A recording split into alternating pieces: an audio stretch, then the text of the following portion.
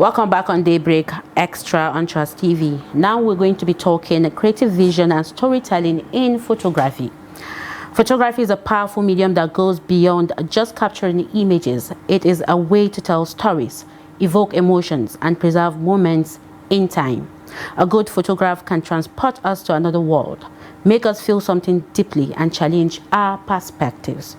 Through photography, we can capture the beauty of the world around us, document important events, and express our creativity.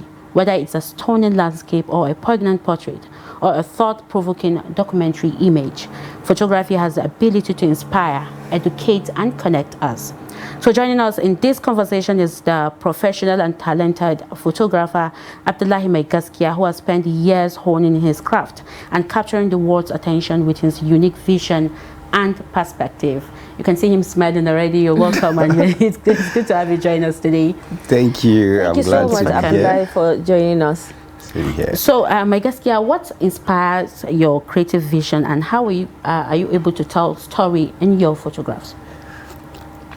I think going back to how I started my journey with wedding photography, my inspiration comes from the drive to want to tell human story.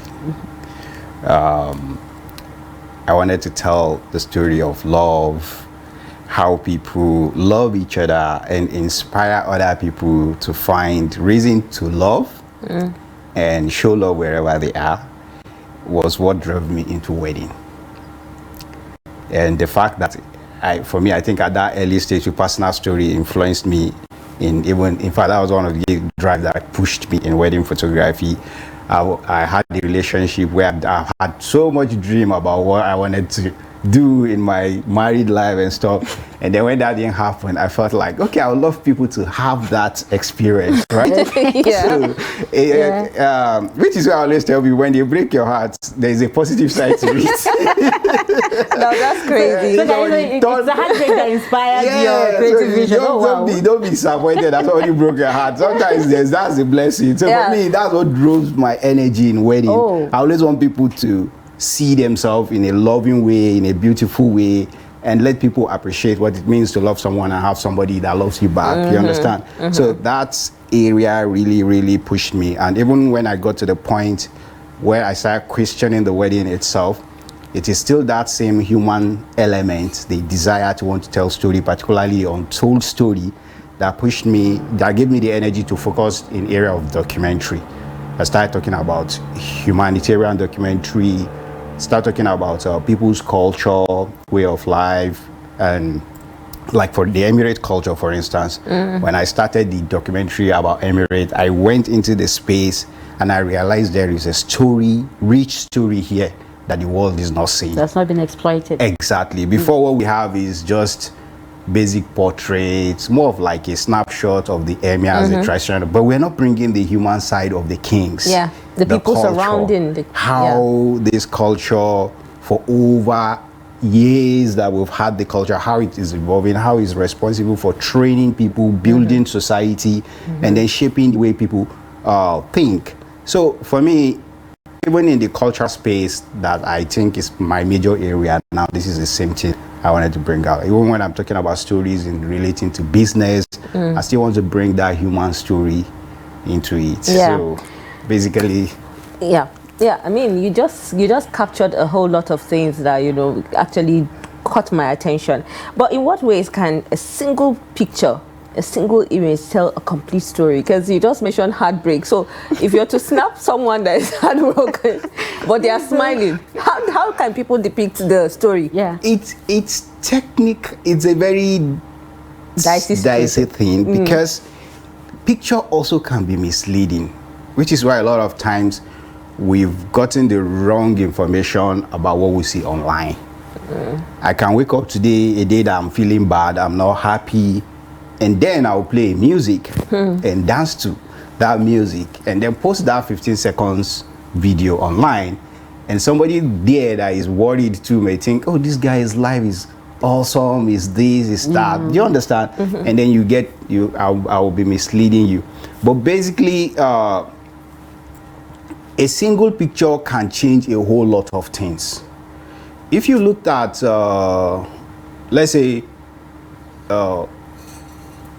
if you check the history of our presidents in the country, one president that we've been able to connect with his story was the late president, Muhammad Buhari. And that happens because we now have a photographer that brings the art of storytelling into his day-to-day activity. So we begin to see the president maybe working late night, how hardworking he is.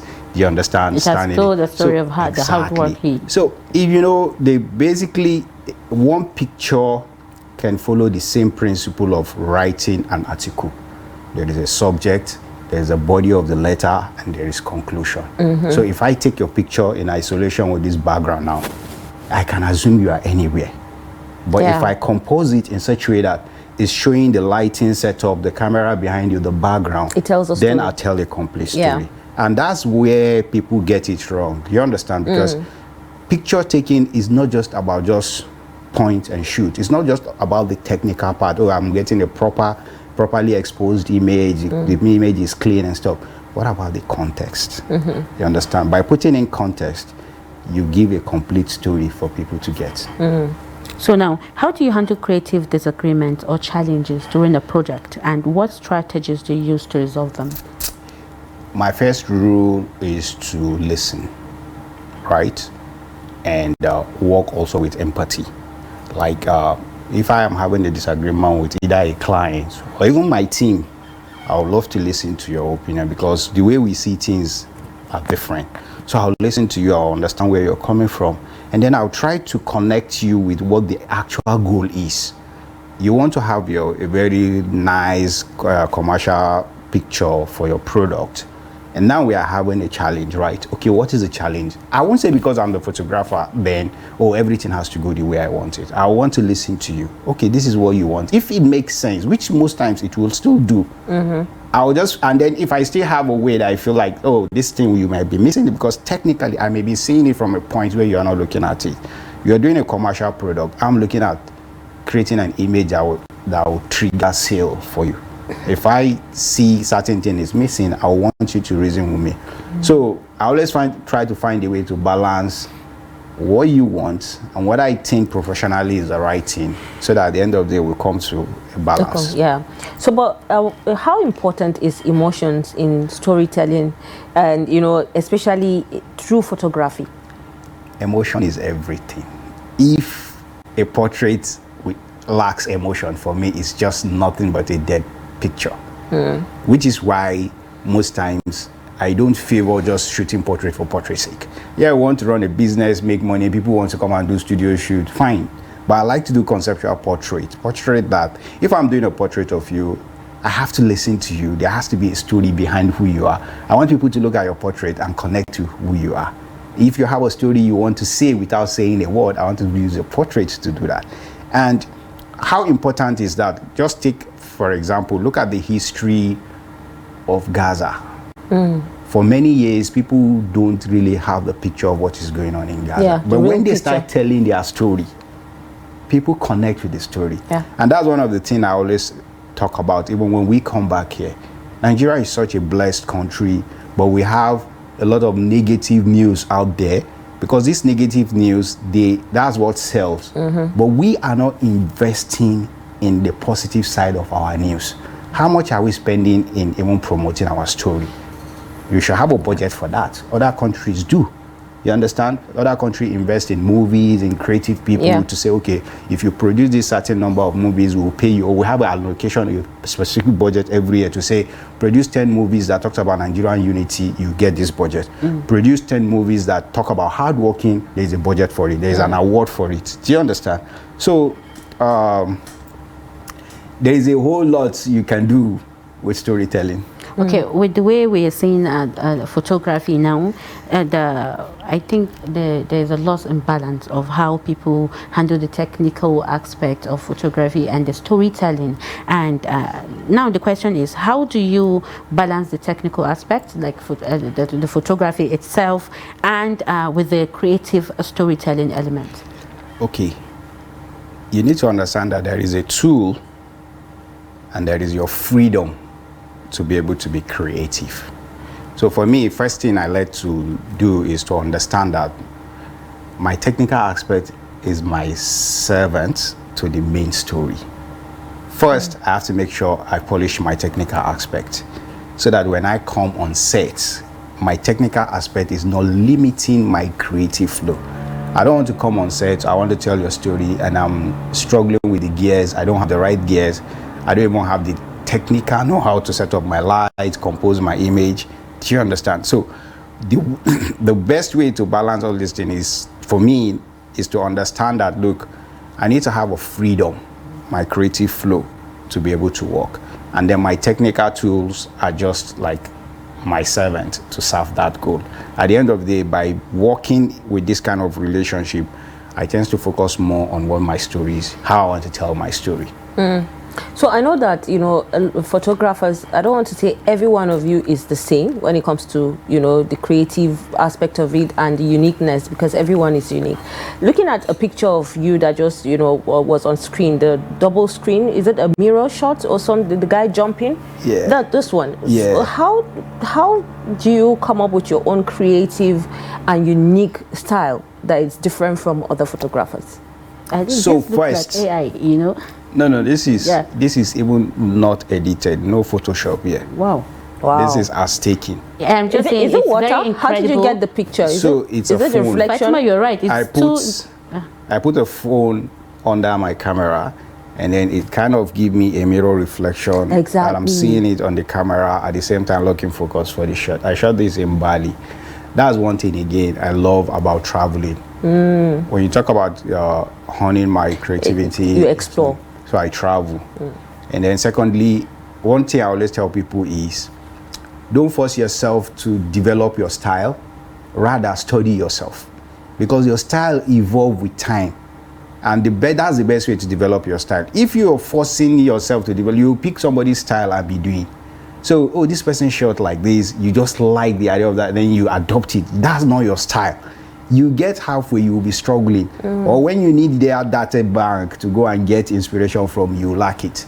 So you have to go back and see whether this guy has changed his style, which end up creating this signature where you see almost everybody is doing the same thing. Some people are not standing out.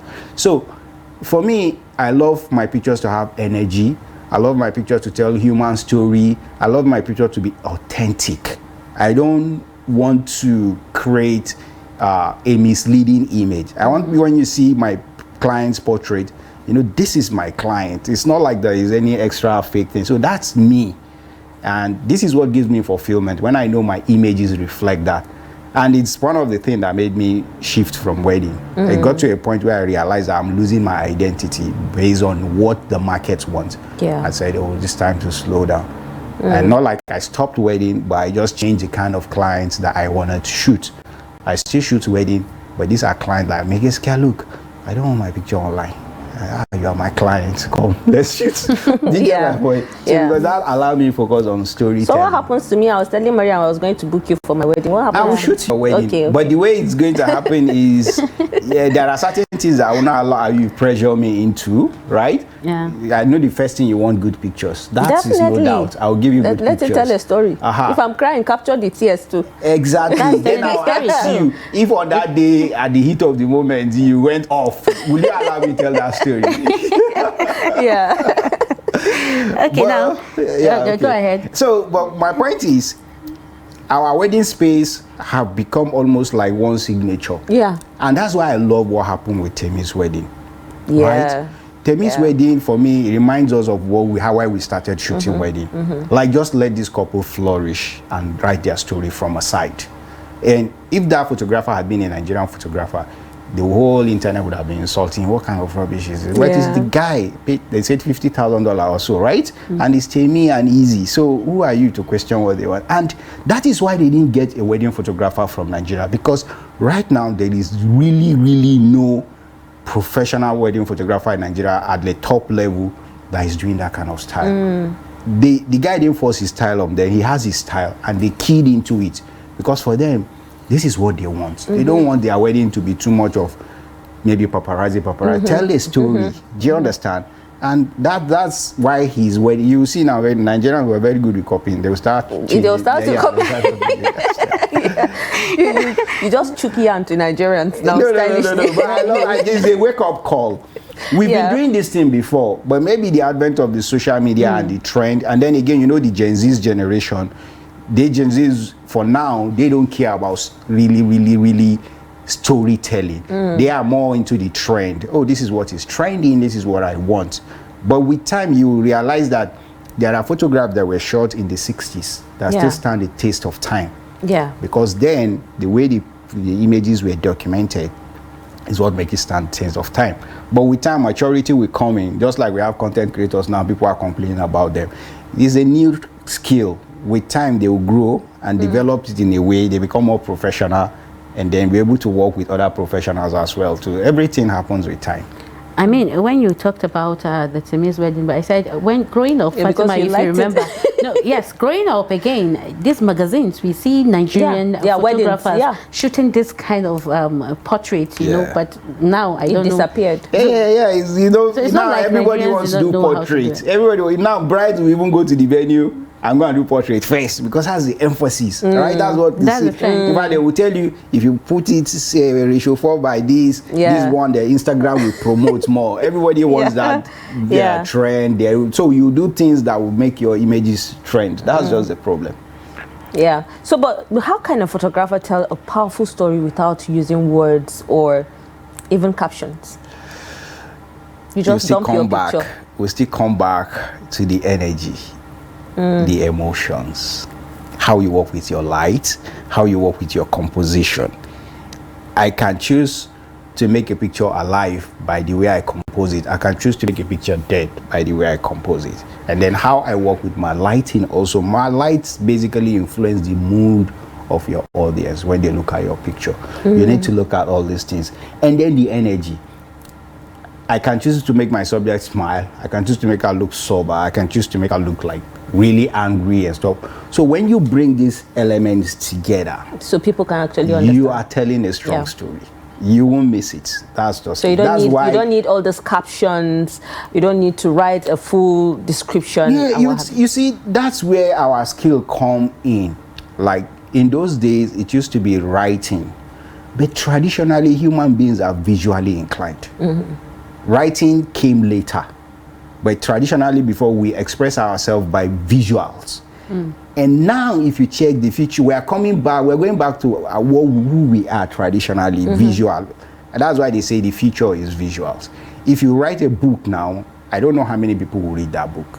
Even if if you've taken your time to write a book, you're not likely going to go back and read it. The kids today, they are not learning more by reading. They are learning more by visual observation. So basically, our visuals will always take the credit.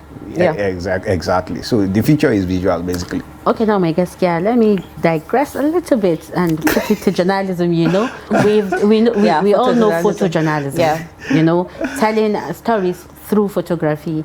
How is it different? Can you differentiate it and give us the similarity between what you are doing, storytelling through pictures, and photojournalism? Okay. Now, we have to be clear now with the photojournalism itself. Traditionally, what photojournalism used to be is the storytelling itself. But the difference between that and photography is that what you put most likely in words is what we are bringing into picture. And then when the photojournalism we're talking about now, the difference with what we do is not really much of a difference. It's just the trend that is making it look like there is a difference. Like for instance, I didn't go to school of journalism, right?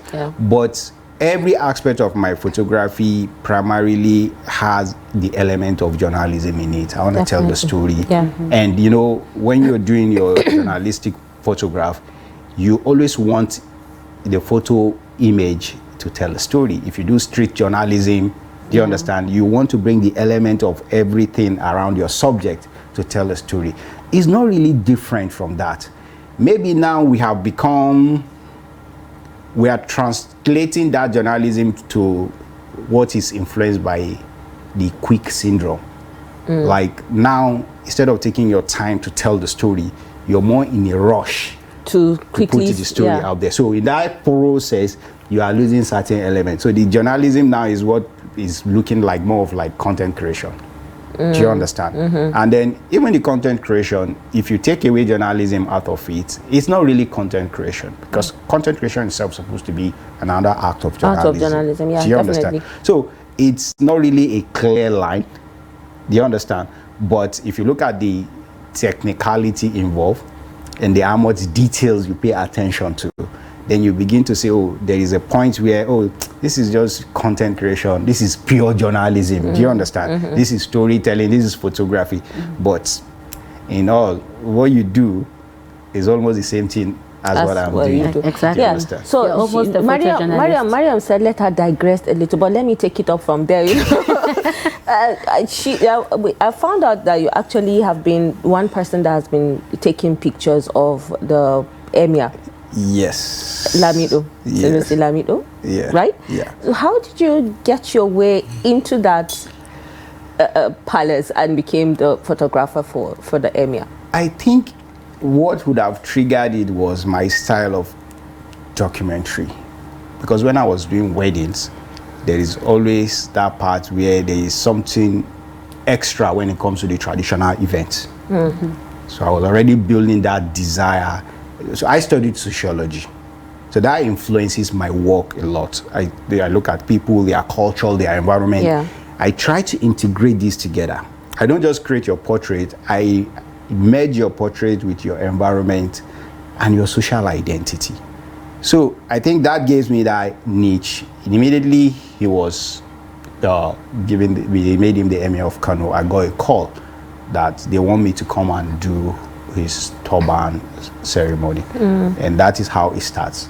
And then again, I think from the first day, I could see the difference. That was like the first time people saw a family portrait of an emir from the north. Because I remember when I did a family portrait. It's sad that we don't have the picture would have shown. Some photographers would normally not suggest that, right? Like, okay, let's do a family portrait. And we did a nice family portrait. It came out, went trending. Like people like, wow, this is it. And some people were angry. I remember. Some people were angry that, no, it's changing the tradition. How can an emir this? But today, as at that time, I don't know how many emir has personal photographer. But today, almost all the emirs, they have at least 3 or 4 people. The one taking with phone, the one taking with pictures, which means over time, he has proven them wrong. We need to tell our story. These emirs, they are human. They are not ghosts. They are not in isolation with their family. They have emotions, and they need to connect with the people that sees them as leaders as well. And it portrays the culture, you know, the rich northern culture. And in the last 10 years, I don't think there is any, when we are talking about culture ambassador, you can't take that away from the Emir of Kano, because in the last 10 years, he is the one person that I know that has been promoting the northern culture, the traditional culture of the northern emirate on a global scale. Anywhere he goes, some emirs, when they are traveling, they change their attires. They don't wear the turban and stuff. Anywhere he goes, he still dresses the way he would dress in his palace. Yeah. So I know that, you know, with the coming of digital technologies improving by the day, I mean, we are seeing AI. And Maryam was like, that may be AI, you know, your picture initially. You know, it was so good. Yeah, you know, so technology, social media has actually helped you to, you know, be where you are. Do you think it's one thing that Nigerians are missing, using social media to stand out also? Yes. The social media has come with a lot of advantage, and we are not using all those advantages enough. And that's an area we need to improve. We need to, one, it helps you be better. It will help you to be better in whatever you're doing. It will cut down cost for you. And then it gives you a wider reach. So for me, I had the advantage of being exposed to technology at a very early stage of it. I remember far back as 98, I was already a computer technician. So the computer stuff wasn't really strange to me. I sit down and I study applications on my own without anyone teaching me. I learned some of my editing tool on my own, and then I was surfing through the internet. And I can tell you that for me, most part of my photography is self-trained because I was studying about photography online. At a time when I was in the university, I think I was the only person that had a laptop in my the entire faculty. Do you understand? So I've taken advantage of technology. And with the development of AI now,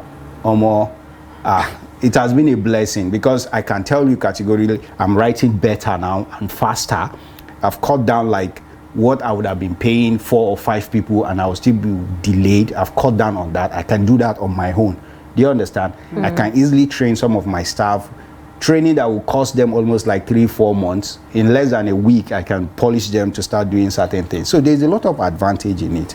And then the biggest advantage is the fact that you can stay within the whatever is the local area in your village there and reach the globe. So if you have that advantage, that's where I say we are not taking advantage of the technology. You know, we should be pushing out more of our stories out there so that the world can connect with us easily. But you'll be surprised. You are in Abuja here. They will tell you the president's commission have finished the road to one state here. People will tell you it's a lie. At this age and time, it means we are not telling our story properly. We are not being efficient with the way we communicate. It should be documented properly. Exactly. Yeah. We don't even tell our stories. You Google about a lot of people today, you don't even see anything more. The only thing you see, Australia, most of us are public office holders. Yeah. I had a fruitful meeting with this. I attended meeting with this. Yeah. There is no context. Do you understand? We need to connect with what you're doing. How significant is this thing?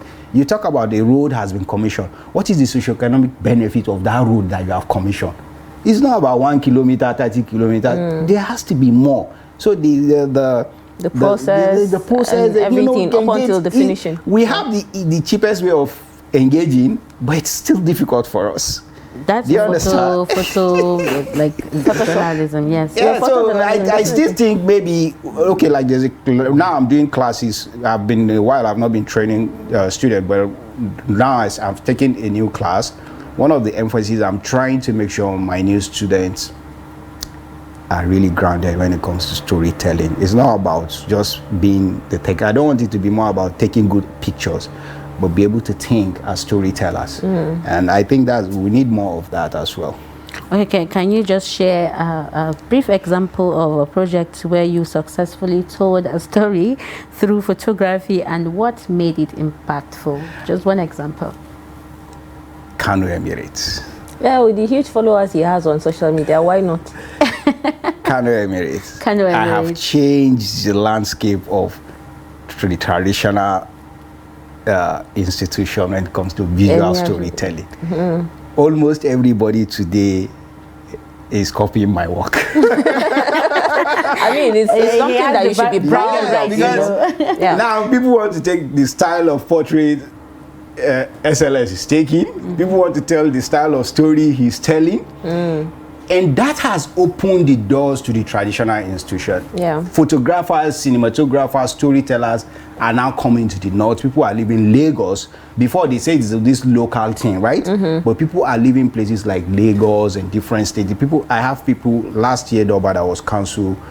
We have like a group that almost like 30 people that wanted to come to Kano. And we have not even done anything yet because there's a lot coming up. Do you understand?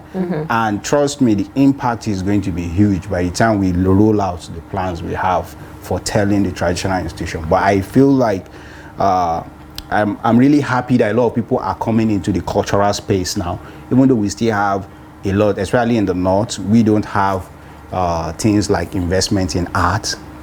We don't have seed funds to support artistic work. Do you understand? We don't have grants. We don't have individuals who donate money on different things, but I don't think I know anyone that said, oh, every year I'm donating 5 million to creative art and stuff like that. We need more of that. Do you understand? But if we get there, there's still huge potentials in the cultural space. Yeah, okay. So lastly, based on your experience, what will you tell, people out there that want to venture into photography and what they should look out for, before mastering the visual storytelling? Number one, you need to understand that going by the Nigerian economy, photography has become more expensive. It has always been expensive, but it has become more expensive. So one of the advice I give beginners is, every artist wants to put his name on a work, but don't be in a rush. That's why we have a lot of struggling photographers now. You're starting, you're working with an organization. When you see an established photographer, try and align with him. And your focus should be two things first: gain skill and income. Because by aligning with an established photographer, you're saving yourself cost. If you want to start photography now, the minimum you should be thinking about is like 5 million naira. Let's be honest. A beginner, if you invest 5 million naira in photography, you don't have the enough skill and the market, you'll be struggling. That 5 million can do a lot for you. So just because you have 5 million doesn't mean you should just rush. The industry is becoming competitive. When we were doing weddings, how many people were doing weddings? Just 2, 1. Now, even when you are charging 10 million, you always just look at competitive advantage to charge 10 million. But those photographs you are creating, the guy that is charging 100,000 naira will create it. Do you understand? So you go into a space where there is high competition. My first advice is settle down, calm down, learn this art first. Once you learn this art, the growth is very fast. Before people start and say, Maigaskiya, immediately I finished school, I shut down for 3 years. When my mates were working in the bank, and I would see some people like, Maigaskiya, and said, I'm learning photography. I shut down for 3 years to develop myself. With my degree, I didn't apply for any job. And my first job, the first job I got professionally under my brand, bought my first camera. Even before the job, the client paid me. I used the money and buy my first camera. And that's it. I didn't look back since then. So, people need to understand they need to, first of all, focus on learning the skill, cut down costs, use the opportunity you have to develop yourself. And most importantly, you should be able to know what is inspiring you to do what you want to do. Very important. All right. I'm so sorry, but in 30 seconds, this name, Maigaskiya, that has been everywhere, is it a family name or you just give it? It means the trustworthy, right? I just want to know if Maigaskiya is a family name. It's not a brand name. Oh, well. Exactly. And I've always been influenced by that. Because I always thought it was a brand name. I know I've seen a lot of people actually going by their family name, especially when it stands out. So definitely Maigaskiya stands out. It's a family name. And from Kano. It has from Kano. Okay, yeah, and it has actually also yielded fruitful. Honestly, yeah, because I'm always guided. Because one of the things I don't like is somebody feeling like, oh, you said you are Maigaskiya, and this is what you're. So for me, it has always guided. It has always been guiding me in things I do. Thank I'm you not saying I'm very perfect, but. Thank you so much, Abdullahi Maigaskiya, for coming on the show this morning. We're actually glad to have you. Same here. Thank you. Thank you very much for giving us this insight, and the conversation was very fruitful. Yeah, very important. Thank you very much. And I know, I'm very sure when we call you again, when Trust TV calls you, answer. Yeah, you will answer. He's a family now, definitely. Thank you. Well, this is the much that we can have for you this morning on this segment. But let's go on a quick break, and when we return, we'll take a look at what is happening on the entertainment industry. Stay with us.